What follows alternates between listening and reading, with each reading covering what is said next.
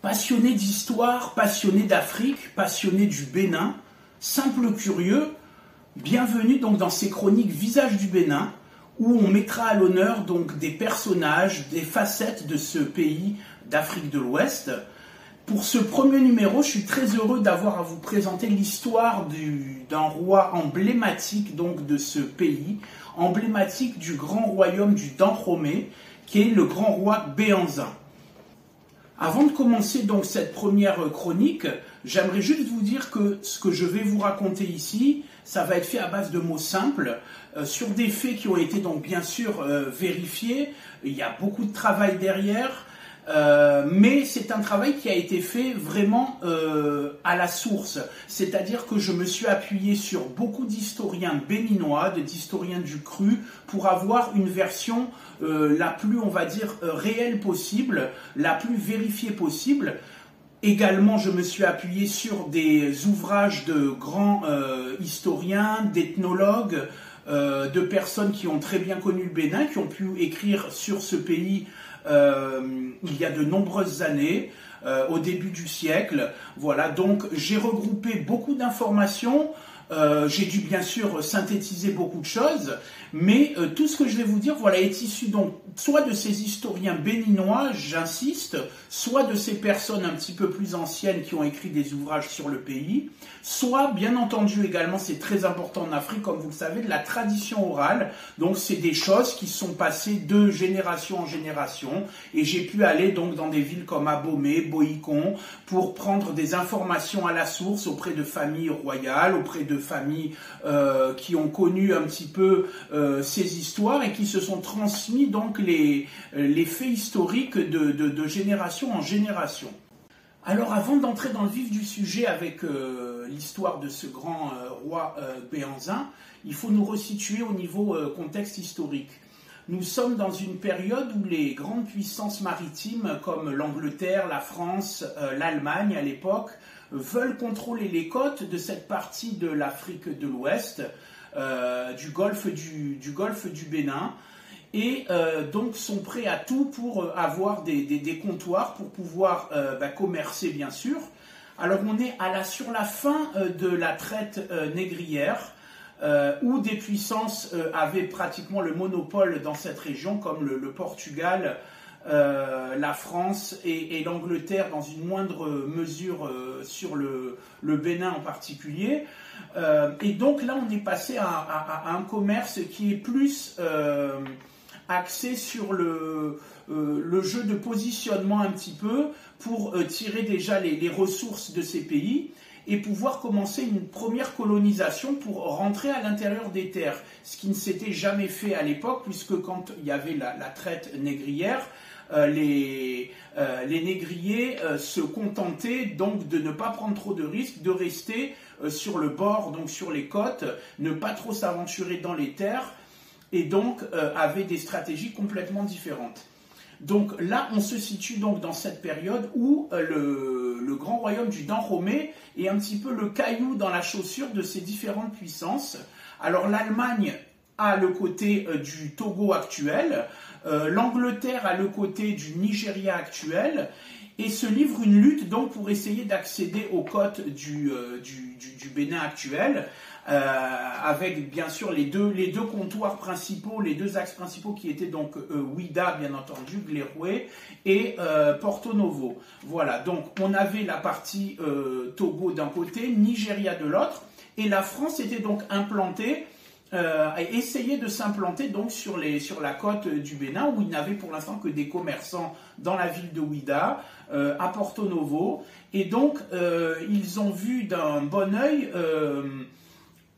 la soi-disant cession de la ville de Cotonou, qui n'était pas une ville à l'époque, c'était un simple village, mais qui était bien situé entre mer et lagune, et qui pouvait donc amener un intérêt commercial important. Il est important de dire que dans ces périodes-là, les mentalités étaient déjà complètement différentes. Pour des pays comme l'Angleterre, la France ou l'Allemagne par exemple, il suffisait d'écrire donc certains traités ou certains actes pour penser que les choses étaient acquises. Alors que dans les royaumes africains, la parole donnée était plus importante qu'un papier signé ou tamponné ou avec un sceau de tel ou tel roi ou de tel ou tel président. Le problème de Cotonou est venu de là, c'est-à-dire que le roi Glélé avait fait une cession de Cotonou aux Français. Lui pensait que c'était juste un accord pour qu'ils puissent commercer, et les Français, eux, qui avaient rempli donc des documents par rapport à ça, pensaient que Cotonou leur avait été cédé. D'où un petit peu tout le problème qui va suivre avec l'accession au trône de Béhanzin, qu'on va voir plus tard. Glélé, en 1868 puis en 1878, a donc passé un accord avec les Français pour que ceux-ci puissent s'installer sur Cotonou, installer donc des factories, des comptoirs commerciaux sur le village de Cotonou, qui était vraiment un village à l'époque. Et il y avait donc Cotonou et le village de Godomé qui étaient donc proches. Et donc les Français se sont installés à cette période-là, à cet endroit. Alors, mis à part Cotonou, il y a une ville donc qui était un enjeu important également, c'est la ville de Porto Novo, donc qui a été toujours convoitée par d'une part les Anglais, bien sûr les Français, et qui était l'ennemi farouche, l'ennemi on va dire séculaire du royaume du Dahomey et de tous ces rois. Il y a toujours eu des problèmes entre les deux royaumes. Et donc, Porto Novo avait demandé de l'aide aux Français une première fois en 1863 et s'était placé donc sous protectorat français. Ensuite, les choses ont évolué et le roi qui était venu au pouvoir à Porto Novo avait cassé cet accord. Et une deuxième fois, sous la pression donc des Anglais qui voulaient envahir cette région et sous la pression également des rois du Dahomey de Glélé qui étaient très agressifs avec Porto Novo. Donc il y a eu Porto Novo qui s'est mis sous protectorat français une seconde fois donc, et définitivement ensuite en 1883. Une date très importante, c'est la date de 1885, où pendant la conférence de Berlin, les puissances donc européennes vont se partager les côtes de cette partie d'Afrique de l'Ouest, mais sans consulter aucunement les rois africains de l'époque. Recentrons-nous sur le royaume du Dahomey. Entre 1844 et 1845, on voit la naissance de Ahokponou, futur grand roi de Béhanzin, né d'une mère prêtresse vaudou du nom de Akosu Madjanou, dit Nanzévoton, qui est issu du peuple. Son père, lui, est le futur roi Glélé du Bénin, un certain Badorou, qui est donc le fils du roi actuel de l'époque, qui est le grand roi Gézo. Alors on connaît peu de choses de la jeunesse de Ahokponou, futur Béhanzin. On sait qu'il a été élevé dans le palais et qu'il n'était pas destiné à régner, c'est-à-dire qu'il avait un grand frère qui devait devenir ce qu'on appelle Vidaro, c'est-à-dire prince héritier, et lui donc n'était pas à la base désigné pour avoir ce rôle-là. Donc il a été élevé au sein du palais, et un personnage historique important s'est beaucoup occupé de sa formation d'homme et de sa formation un petit peu occulte. Il s'agit de l'ancien roi controversé du Dahomey, Adandozan. Son grand-oncle, donc Adandozan, va lui donner une formation par rapport à toutes les sciences un petit peu traditionnelles et occultes qu'on peut trouver dans cette partie du Bénin, issues du règne végétal, animal, du règne minéral et des combinaisons de toutes ces choses-là qui font que Béhanzin a été plongé dès sa plus jeune enfance dans toutes ces sciences-là. Il était très attaché aux religions donc traditionnelles, il s'intéressait à tout. Et donc, pendant sa jeunesse, ça a été un enfant qui s'est beaucoup intéressé à son royaume et à toutes ses spécificités. On sait qu'il a reçu une formation de tisserand, qu'il a commercé un petit peu grâce à ça, qu'il connaissait parfaitement le royaume. En 1875, son demi-frère, le Vidaro, qui devait prendre le pouvoir à la mort du roi Glélé, décède brutalement. Et donc Béhanzin, qui réside déjà au palais de Djimé, va donc devenir Vidaro et donc avoir des responsabilités bien sûr supplémentaires. Il va seconder son père pendant de nombreuses années, il va s'intéresser à beaucoup de choses, il est très proche de la ville de Gléroué, Ouida, où il aime aller pour voir un petit peu l'ambiance qui y règne, il s'intéresse aux commerçants, il s'intéresse aux étrangers, on dit même qu'il fréquente et qu'il aime assister à certains offices catholiques par curiosité, et il va développer, c'est très important pour la suite, un système un petit peu d'espionnage puisqu'il place un petit peu des pions dans toutes ces différentes villes côtières, dont Ouida bien sûr, et d'autres villes à Porto Novo, mais aussi du côté de Badagry, de Lagos au Nigeria, du côté des territoires Popo, du côté donc de Agoué aussi. Voilà, donc c'est à cette période-là qu'il va se tisser un réseau très très important pour la suite. Le prince Kondo, comme on l'appelle donc à l'époque, va aussi entretenir des relations amicales qui vont durer dans le temps avec des puissances un petit peu secondaires, donc comme l'Allemagne dont on parlait tout à l'heure, mais aussi donc les Hollandais, le Danemark, qui vont être un petit peu prépondérants car ce sont des puissances qui vendaient beaucoup d'armements. C'était des puissances qui étaient secondaires, comme je viens de le dire, mais qui donc avaient un rôle majeur pour le futur Béhanzin, puisqu'il a su tisser des relations excellentes avec ces puissances. Juste un petit mot pour le Portugal, qui donc, depuis la fin de la traite négrière, en tout cas on n'est pas totalement à la fin puisqu'il y a encore de la contrebande malheureusement d'esclaves, on peut appeler ça de la contrebande puisque ce n'est plus quelque chose d'officiel. La puissance du Portugal s'est beaucoup amoindrie dans la région. Il y a encore des commerçants portugais dans la ville de Gléroué, mais ce n'est plus comme quelques années auparavant. Alors en 1889 va se poser le premier acte fort du prince Kondo, futur roi Béhanzin, lors de la venue à Abomey d'une délégation française. L'administrateur colonial, le docteur Bailleul, va se rendre à Abomey pour négocier certaines conditions avec le royaume. J'ai l'habitude de dire que c'est la première foutaise des Français parce qu'ils vont venir comme en territoire conquis dans cette ville d'Abomey qui, à l'époque, était redoutée vraiment de tous les royaumes environnants et des puissances coloniales étrangères.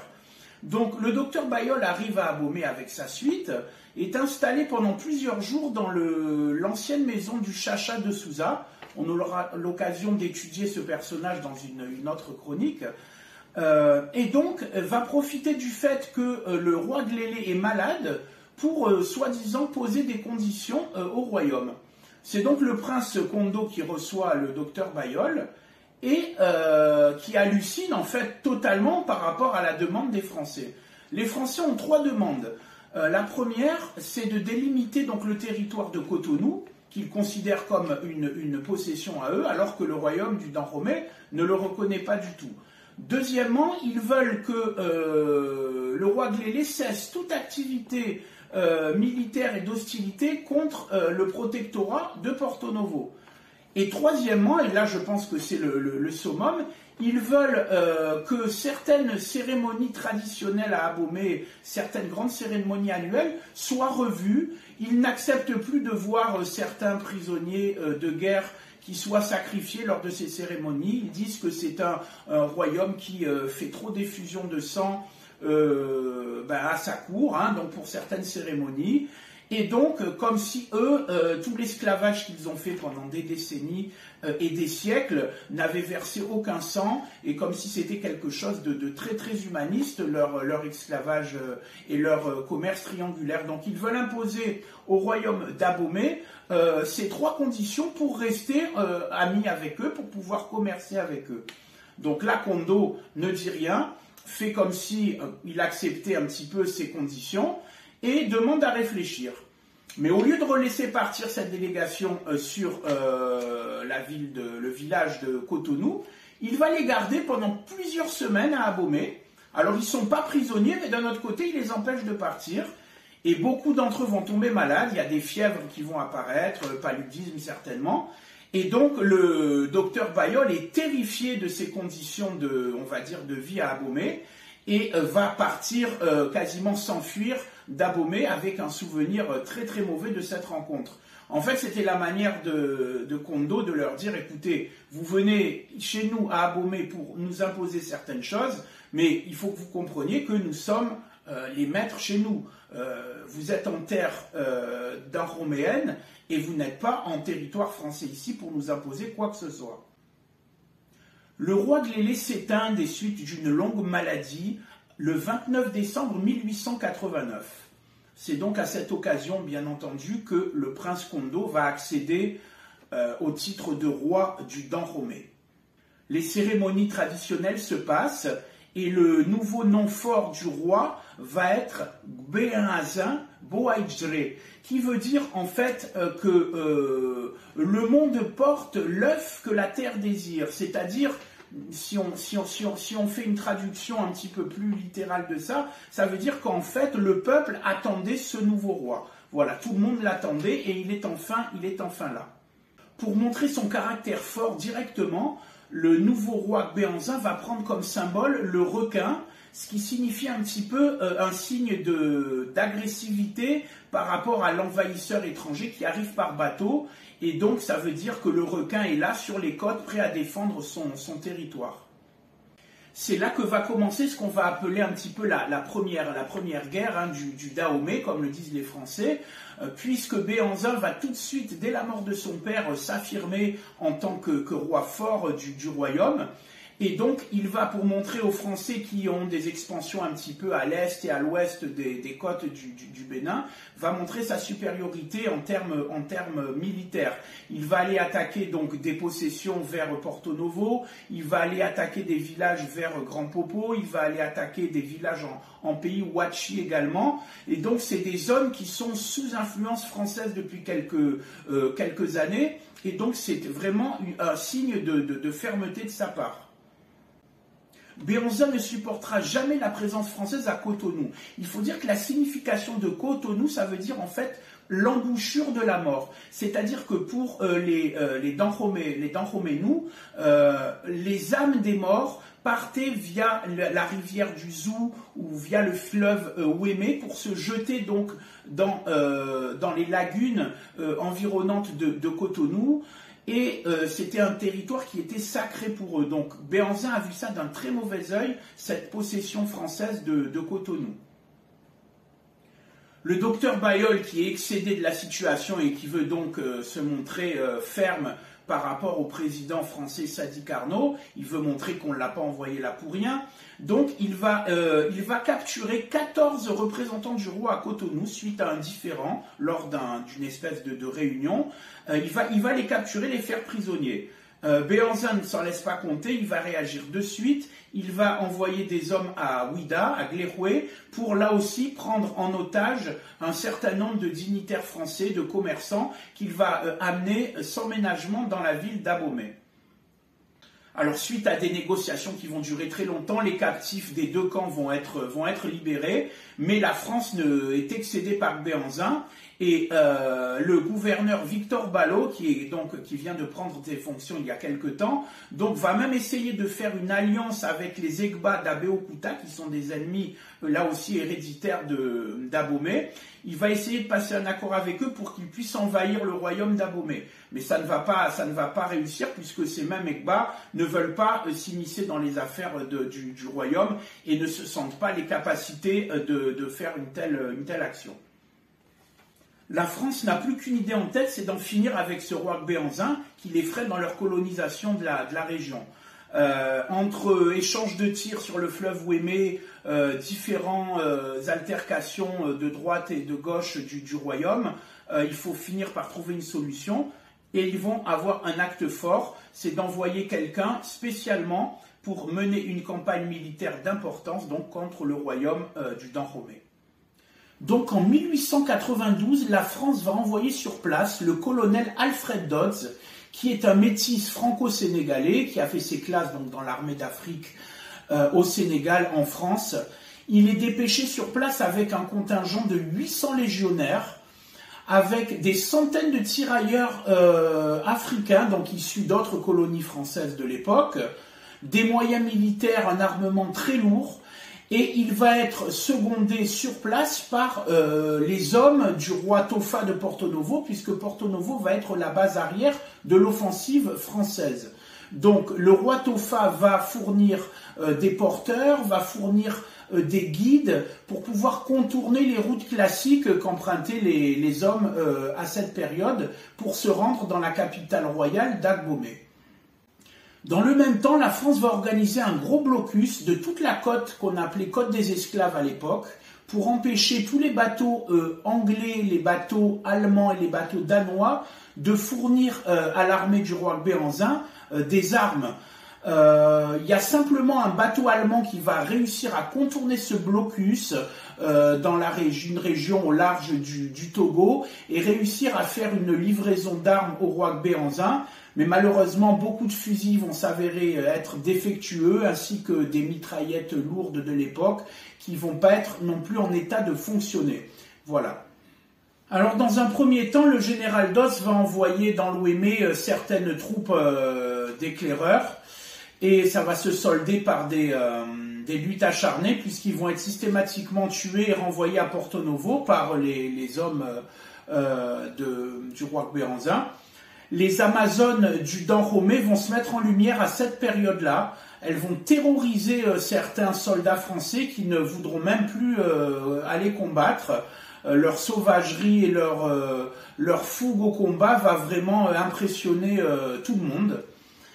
Mais malheureusement, pour l'armée, les troupes de Dodds ont vraiment un avantage militaire certain au niveau armement moderne. Et aidés par les guides de Tofa qui vont contourner les routes classiques pour aller sur Agbomey, il va y avoir beaucoup de victoires militaires dans des batailles devenues célèbres.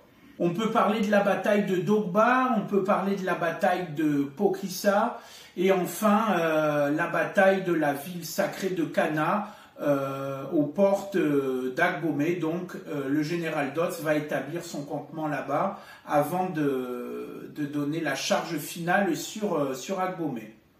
Alors Béhanzin, qui voit que ça tourne mal, malgré son courage, malgré les stratégies et malgré la bravoure des Amazones et de tout le reste de l'armée des Dahomeyous, il va tenter de négocier. La France va demander une somme astronomique pour pouvoir arrêter l'offensive, somme que Béhanzin ne pourra bien évidemment pas payer, la France le savait, et donc il décide d'incendier une partie de la ville d'Agbomey avant de se retrancher dans le Zou, dans les zones nord-ouest d'Abomey, où il va mener pendant 2 ans une guérilla.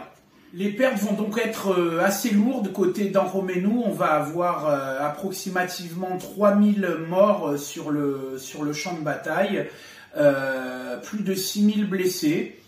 Et du côté français et tirailleurs africains, on va avoir entre 300 et 400 morts et plus de 600 blessés.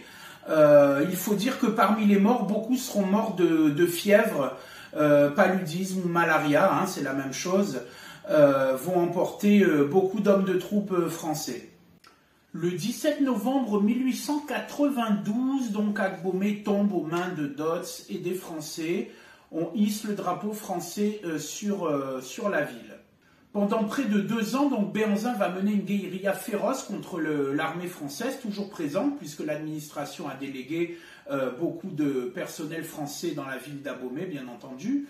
Et il va, grâce à ses pouvoirs occultes, grâce à son intelligence, à sa connaissance du terrain et à sa stratégie, s'échapper à chaque fois et contrarier les plans des Français en menant des actions ponctuelles, des fois même allant la nuit, se rendant donc dans Abomey pour essayer de terrifier l'occupant.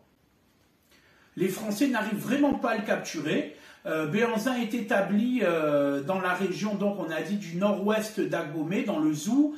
Il se déplace de forêt en forêt, de commune en commune, dans les communes de Djidja, d'Atcherikbe, de Lo, de Ségou. Voilà, donc il va d'un point à un autre avec ses hommes.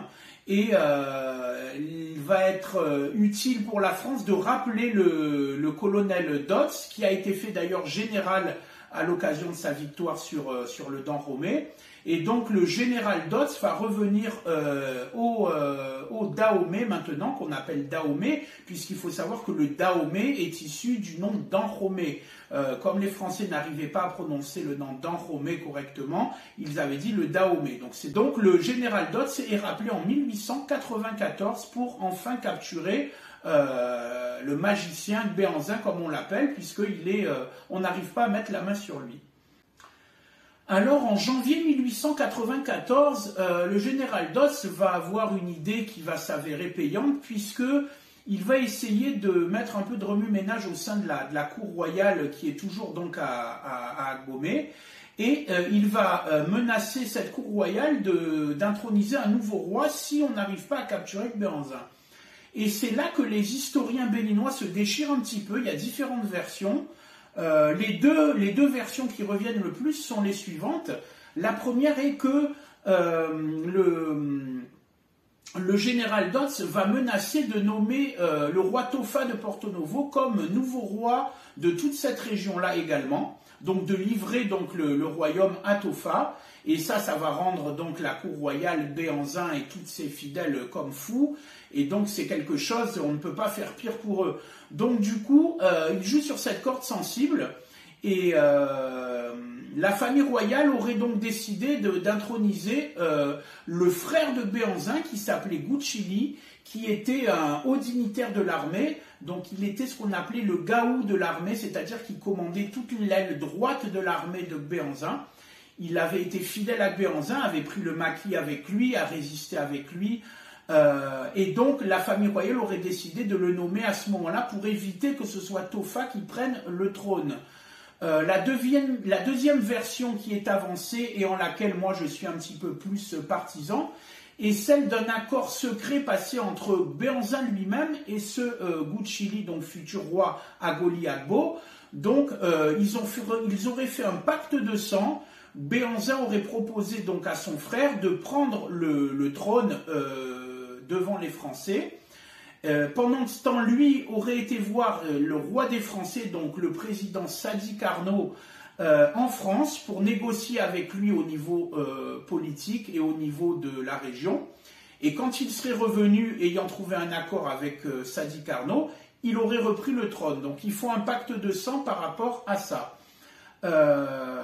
Il se trouve que Agoli Agbo est intronisé à Abomey par la famille royale donc, et par la France en janvier 1894. Et sa première décision va être assez incroyable puisque directement il va s'approprier tous les biens de Béhanzin et toutes les femmes de Béhanzin. Ce qui fait qu'il y aura une fracture irréversible entre les deux familles. Jusqu'à aujourd'hui, jusqu'à l'heure où je vous parle, les familles Béhanzin, les familles Agoli Agbo se déchirent à Abomey parce qu'on n'a toujours pas compris ce qui s'est passé et on a toujours parlé donc d'une trahison d'Agoli Agbo auprès de Béhanzin. Voilà, c'est la version, on va dire, la plus courante et à laquelle moi personnellement je crois le plus. Alors revenons au roi Béhanzin qui est réfugié donc à ce moment-là, au moment de l'intronisation d'Agoli Agbo. Il est donc réfugié au sud d'Abomey, cette fois-ci dans la zone de Bafan. Et il va décider lui-même de se rendre au général Dodds pour pouvoir enfin donc aller en France rencontrer le président Carnot. Il n'a plus qu'une centaine d'hommes à ses côtés. Tout le monde est assez fatigué par ces 2 ans de guérilla, ces 2 ans de brousse. Il va donc décider de se rendre. Il va prononcer un discours mémorable que vous pouvez retrouver facilement sur Internet et qui a été interprété magnifiquement par l'historien Jean Pliat, l'écrivain Jean Pliat, que je salue.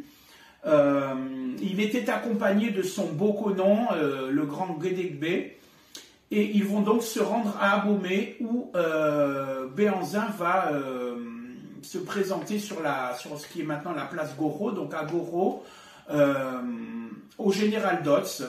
Voilà, la reddition définitive aura donc lieu le 25 janvier 1894. Pour la petite histoire, Béhanzin refuse de serrer la main au général. Il dit que lui ne peut traiter qu'avec le président français et non pas avec un simple général.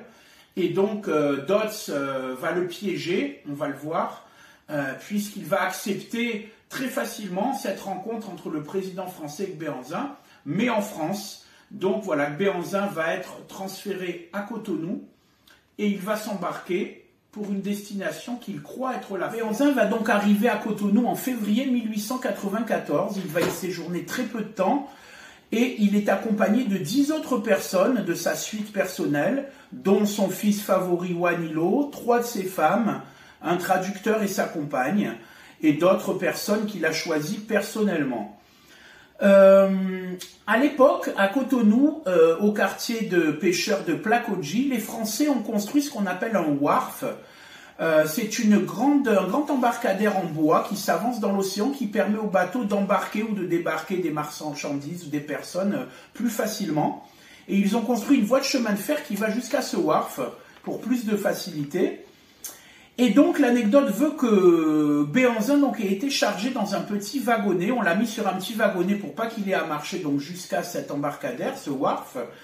Et donc tout se passe bien, le petit wagonnet avance et tout d'un coup, le wagonnet s'arrête sans raison particulière. Donc on ne peut plus ni avancer ni reculer, le roi est bloqué.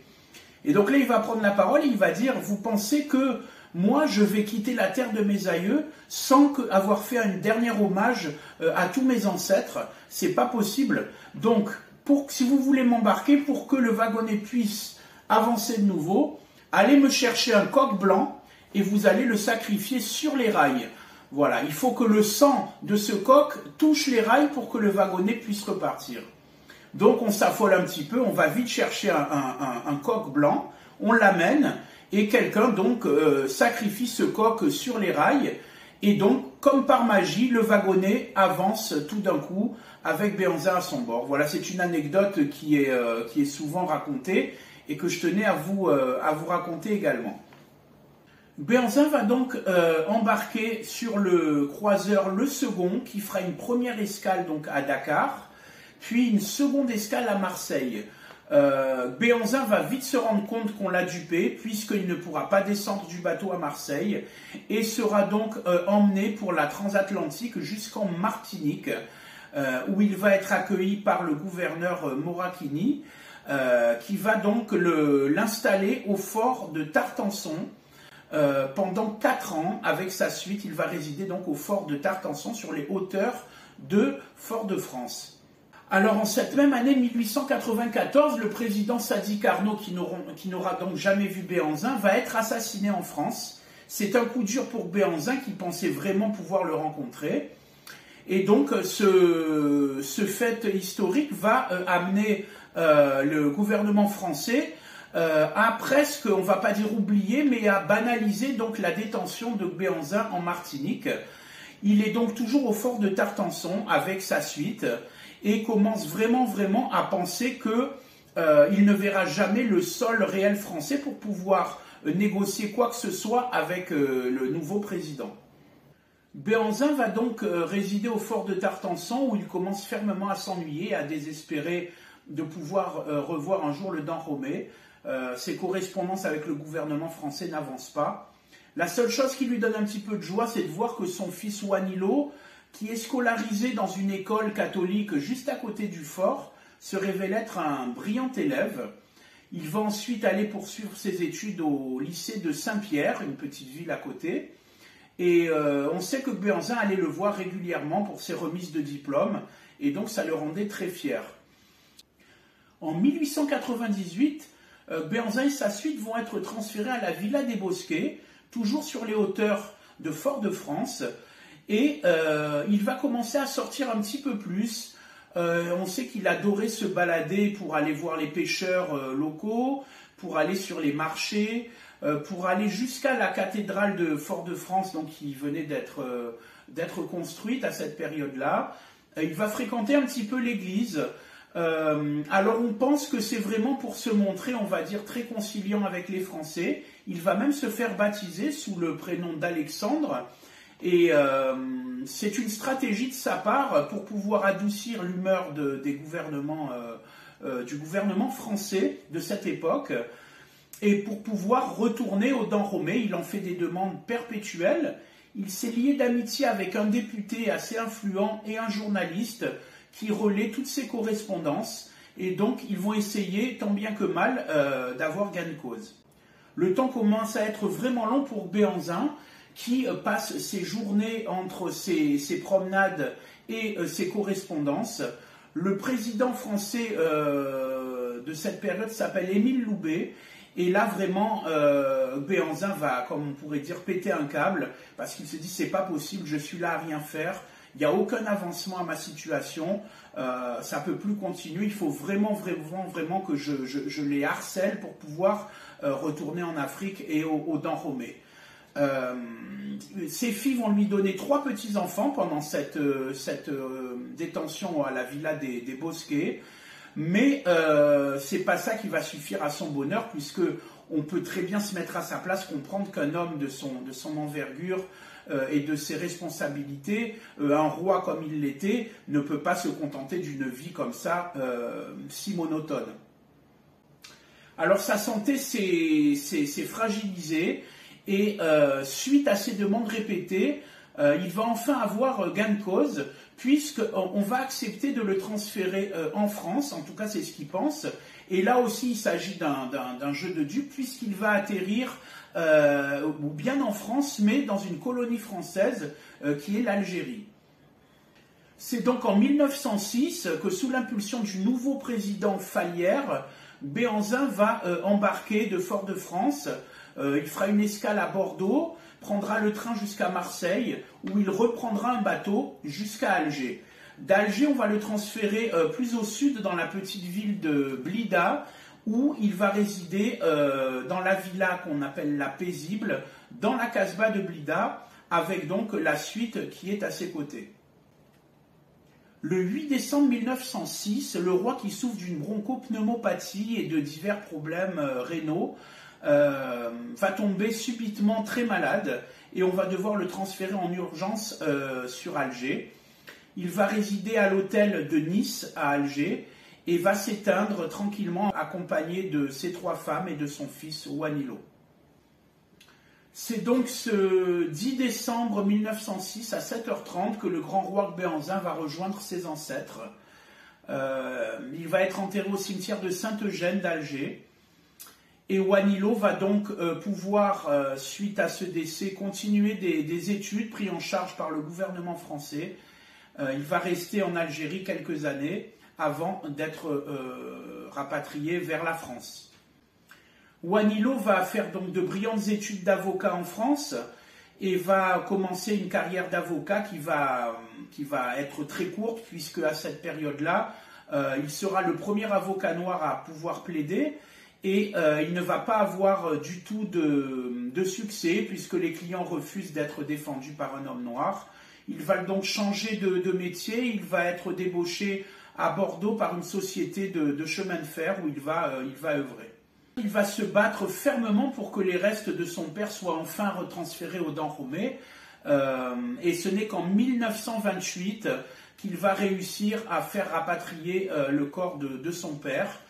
Il va se rendre sur place également pour l'occasion, mais le gouvernement français veut que ce soit fait dans l'intimité la plus totale pour ne pas réveiller un élan d'indépendance ou un élan de révolte au sein de la colonie du Dahomey.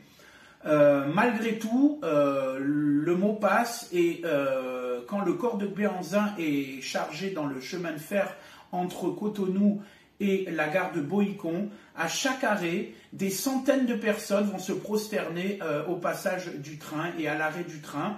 C'est quelque chose d'exceptionnel qu'on n'avait jamais vu dans tout le royaume et dans tout le Dahomey de l'époque. Il aura donc un hommage populaire, improvisé, et c'est très émouvant pour les personnes qui étaient là à ce moment-là. Notre histoire aurait pu se terminer ainsi, mais Béhanzin va encore se signaler par des faits qui méritent d'être racontés. Son fils Wanilo, donc suite aux obsèques de son père dans la ville d'Agbomey à Djimé, va donc rembarquer pour la France, car le gouvernement français ne souhaite pas du tout qu'il soit donc présent au Dahomey plus longtemps. Il va prendre un bateau qui fera une escale à Dakar. Il est accompagné donc de sa femme qui est française, blanche, et il va décéder subitement, après 2 jours de coma à Dakar, mystérieusement. Alors les croyances du Dahomey, et beaucoup de gens pensent que c'est son père, le roi Béhanzin, qui a rappelé son fils chéri à lui, ayant retrouvé la terre de ses ancêtres. Il n'a pas voulu que son fils retourne vivre chez ces Français, qui ont tout fait pour donc que Béhanzin ne revoie pas vivant la terre de ses aïeux, et donc que Wanilo n'y vive pas non plus. Donc Béhanzin ne l'ayant pas supporté, on pense qu'il a rappelé son fils à lui. Wanilo va être enterré au cimetière nord de Bordeaux, dans la tombe de sa belle famille française, et on va perdre sa trace, et des recherches vont être entreprises qu'en 2006 pour essayer de le retrouver et de le rapatrier au Dahomey, sous l'impulsion de plusieurs personnes. Le commissaire Francis Awagbe Béhanzin va faire un travail remarquable pour retrouver sa trace, retrouver la trace donc de sa tombe, aidé par le consul du Bénin à Bordeaux de l'époque, Michel Delguet, et du ministre de la Culture de l'époque, Théophile Monchot. Les restes de Wanilo vont donc être rapatriés en 2006 à Djimé. Ça va être très émouvant, puisque ça faisait de nombreuses années que des recherches avaient été entreprises. En conclusion, que dire sur un personnage tellement charismatique? Béhanzin représente avant tout la résistance face à l'injustice, la résistance face à des personnes qui ont voulu imposer une autre culture que la sienne à tout un peuple, à tout un royaume. Et c'est aussi la droiture, c'est aussi une personne qui pensait que l'homme était valeureux à son égal à lui, ce qui n'est pas toujours le cas dans la vie. Béhanzin est toujours resté fidèle à ses croyances. Même en déportation, il a toujours su œuvrer pour que sa culture soit mise en avant. Et beaucoup de personnes en Martinique ont le souvenir d'une personne qui leur a beaucoup parlé de sa terre natale via son traducteur. Et tout le monde en a gardé un très bon souvenir. Et il a impressionné beaucoup de personnes quand il était à Fort-de-France. La fidélité totale à sa terre natale doit être soulignée et devrait être un exemple pour toute la nouvelle génération et la diaspora des Béninois qui sont installés dans le monde entier, pour revaloriser et être fiers plus que jamais et pouvoir reconstruire un Bénin moderne avec les valeurs que le roi Béhanzin a pu léguer. Merci à tous, content d'avoir partagé cette magnifique histoire avec vous. Et on se dit à bientôt pour de nouveaux visages du Bénin. Voilà, pour finir, je vais vous montrer que ce personnage m'a tellement touché que je me suis fait faire un beau tatouage de son visage il y a quelques années.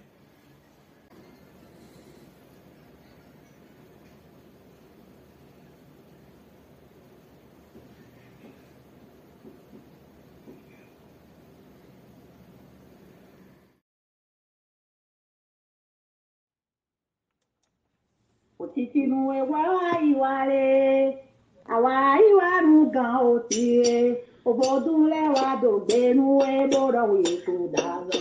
Opelewa, han pelewa, dogolo mara kolole, wa inu mimo.